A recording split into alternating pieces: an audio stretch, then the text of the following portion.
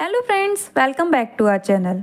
आज हम एक ऐसी स्टार के बारे में बात करने वाले हैं जिन्होंने 90 के दशक में बॉलीवुड पर राज किया था। जी हाँ, हम बात कर रहे हैं ममता कुलकर्णी की। लेकिन क्या आप जानते हैं कि अभिनेत्री अचानक कहाँ गायब हो गई और क्यों 2025 में महाकुंभ में अचानक से नजर आई?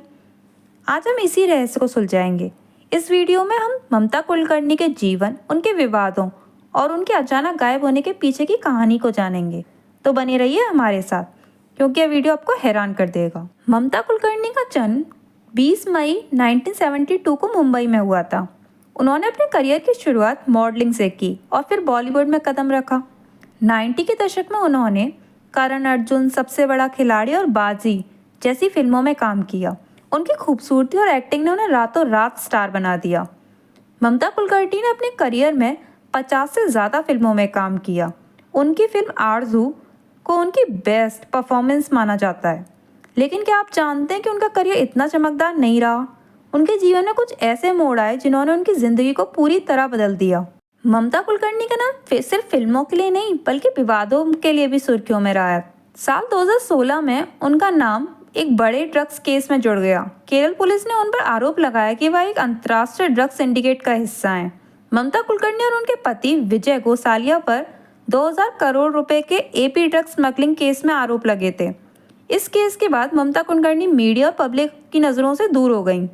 उन्होंने खुद को सार्वजनिक रूप जीवन से अलग कर दिया और उनकी जिंदगी एक रहस्य बन गई।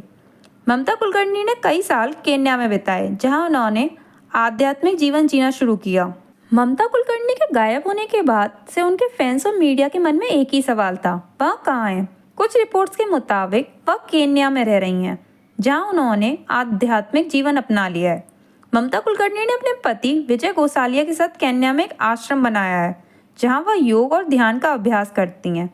लेकिन ये कितना सच है और कितना झूठ, ये तो सिर्फ रिपोर्ट्स ही जानती हैं। लेकिन साल 2025 में महाकुंभ के दौरान वे अचानक से चर्चा में आईं, जिसने सबको हैरान कर दिया। क्या उन्होंने सच में संन्यास अपना लिया है, या क्या ममता कुलकर्णी इंडस्ट्री में वापस लौट रही हैं? आइए इस पर चर्चा करते हैं। महाकुंभ 2025 के दौरान ममता कुलकर्णी अचानक से नजर आई, जिसमें ममता कुलकर्णी को साध्वी के रूप में देखा गया।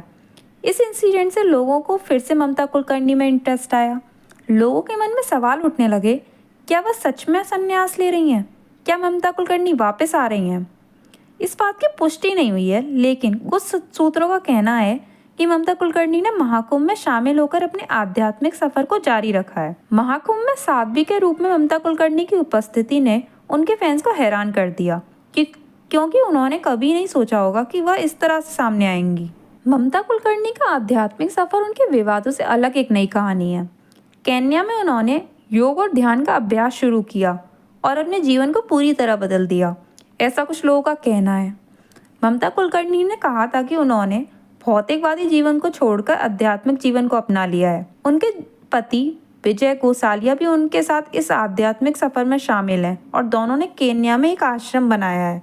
अभी कितना सच है और कितना झूठ, वो तो वही जाने। तो दोस्तों, ममता कुलकर्णी की कहानी एक रहस्य से कम नहीं है। एक समय की बॉलीवुड की चमकती सितारा आज आध्यात्मिक जीवन जी रही हैं। तो क्या आपको लगता है कि ममता कुलकर्णी वापस लौटेंगी, या वह अपने आध्यात्मिक सफर में ही रहेंगी?